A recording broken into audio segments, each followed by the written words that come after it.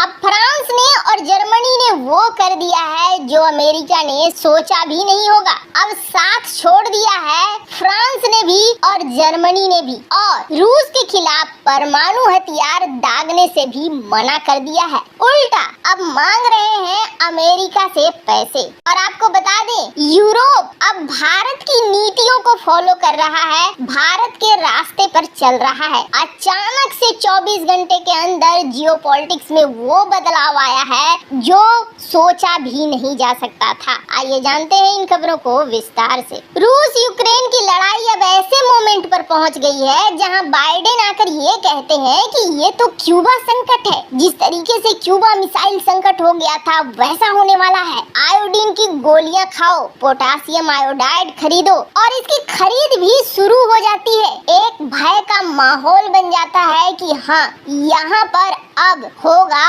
Nuclear बमों का इस्तेमाल, मतलब पूरी मानव जाति के लिए एक बड़ा खतरा। अब जरा ठहरिए, बाइडेन ने ये कहा कि रूस के ऊपर प्रतिबंध लगा दो, यूरोप ने लगा दिया रूस के ऊपर प्रतिबंध, और तेल हो गए महंगे, तेल मिलने भी नहीं लगे, गैस मिलने भी नहीं लगे। लेकिन अमेरिका अंदर से खुश हो गया। क्यों? क्योंकि अब अमेरिका इन देशों को गैस और तेल बेच रहा है महंगे रेट पर। ये नहीं कि मेरे कहने पर प्रतिबंध लगा है इसलिए अब मैं सस्ते दे दूं। ये चीज नहीं हो रहा है। कभी ऐसा था कि यूरोप एक महाशक्ति हुआ करता था और यूरोप के ये देश अमेरिका, सऊदी अरब दोनों के बीच एक बैलेंस बनाकर रखते थे।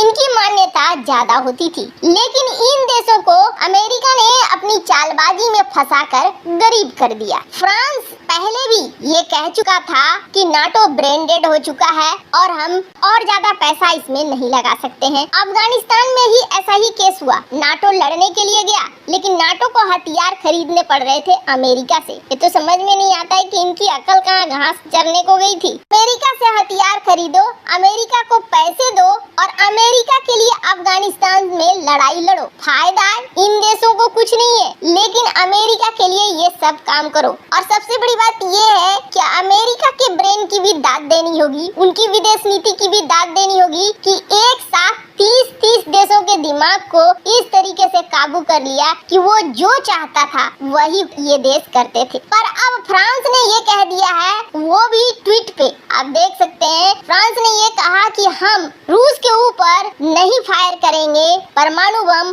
अगर यूक्रेन के ऊपर फायर कर देता है रूस परमाणु बमों को तो भी। अब ये बात थोड़ी सी अलग सी लग रही है। अलग सी इसलिए लग रही है क्योंकि इसके आगे मैक्रोन ने कहा कि हम यूक्रेन को मदद दे रहे हैं इसलिए कि वो अपनी आत्मरक्षा कर सके, इसलिए नहीं दे रहे हैं कि रूस के अंदर जाकर वो हमला करे। अब जैसे ही इन्होंने ये ट्वीट लिखा उसके बाद कई यूक्रेन के पत्रकार ये कहने लगे, ये तो आप रूस को न्योता दे रहे हो कि हम कुछ नहीं करने वाले हैं, आप आ जाओ, आप हमला करो। पर ठहरिए, यहाँ पर बहुत बड़ा कारण है जिसकी वजह से फ्रांस ने ये कहा है, और फ्रांस के साथ साथ अब जर्मनी भी जुड़ गया है इसमें। और बहुत जल्द आपको बहुत सारे यूरोपीय देश देखने को मिलेंगे जो अब अमेरिका के खिलाफ खड़े हो रहे हैं, क्योंकि इनको समझ में आने लगा है कि अमेरिका इनका इस्तेमाल कर रहा है। फ्रांस के अंदर बहुत ज्यादा क्राइसिस हो रही है पेट्रोल, डीजल और गैस की, जिसकी वजह से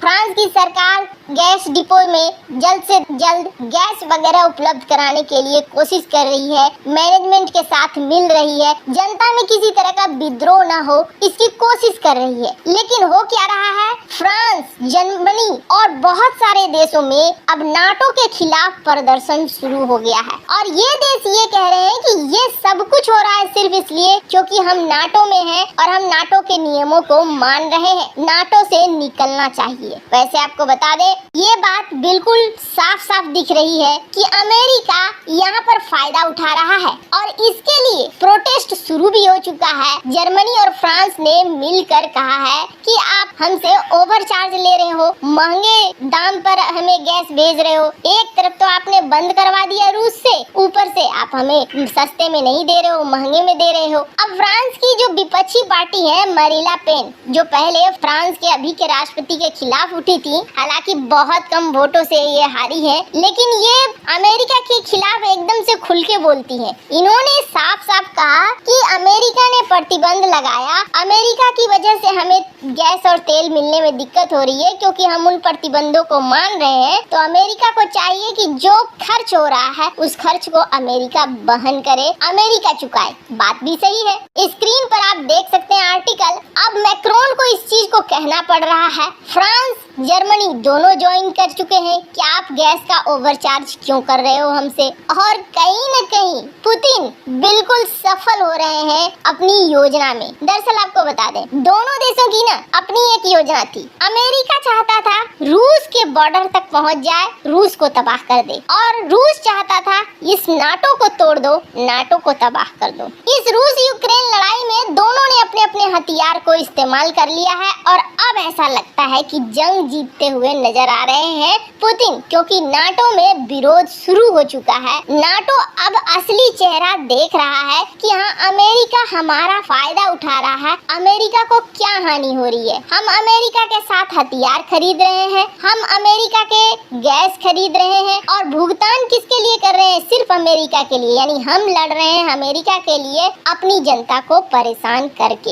यही हाल यूरोप में हो रहा है और यूरोप अब अमेरिका के एकदम खिलाफ उतर रहा है, यानी कि अब समस्या और भी ज्यादा बढ़ने वाली है। वैसे आपको बता दें, फ्रांस के राष्ट्रपति और जर्मनी, ये दोनों ही देश थे जो शुरुआत से ही इस युद्ध को रोकने के पक्ष में थे, और अब तो इन्होंने सीधे सीधे कह दिया कि हमें वर्ल्ड वार नहीं चाहिए। वैसे आपको बता दें, मैक्रोन पहले भी यूएन में भारत के इस बयान को तारीफ भी कर चुके हैं और मान भी चुके हैं। उन्होंने कहा कि भारत ने सही कहा है कि ये युद्ध का समय नहीं है, और अब देखने को यही मिल रहा है कि भारत की नीतियां यूरोपीय देश फॉलो करते दिख रहे हैं, क्योंकि उन्हें दिख रहा है कि भारत ने अपनी जीडीपी रेट बनाए रखा है, अच्छा बनाए रखा है। यहाँ तक कि आईएमएफ भी अब तारीफ कर रहा है कि ऐसे हालात में जब दुनिया डगमगा रही है, भारत ने अपनी आर्थिक स्थिति को मजबूत रखा है। इसका मतलब है भारत की विदेश नीति सही है, भारत की सोच सही है, और ये चीजें अब फैल रही है यूरोप में भी। यूरोप भी इस चीज को देख रहा है कि भारत अगर अमेरिका के खिलाफ जाकर रूस से तेल खरीद सकता है, गैस खरीद सकता है, अपने जनता की भलाई देख सकता है, तो हम क्यों नहीं देख सकते हैं? हम क्यों पीछे पीछे चले? अभी फ्रांस को भेजनी पड़ रही है जर्मनी को गैस, ये हालात बन गए हैं जर्मनी के, और जर्मनी बेकार में यूक्रेन को जो सप्लाई कर रहा है उसकी वजह से मात्र 2 दिन के उसके पास हथियार बचे हैं। कल को कोई जर्मनी पे कर दे हमला तो बहुत बड़ी मुसीबत हो जाएगी। खैर, आपको क्या लगता है, अब यूरोपीय देश भारत की नीति को फॉलो करने लगेंगे? कमेंट कर अपनी राय जरूर बताएं। जल्द मिलते हैं अगले वीडियो में नई खबर के साथ।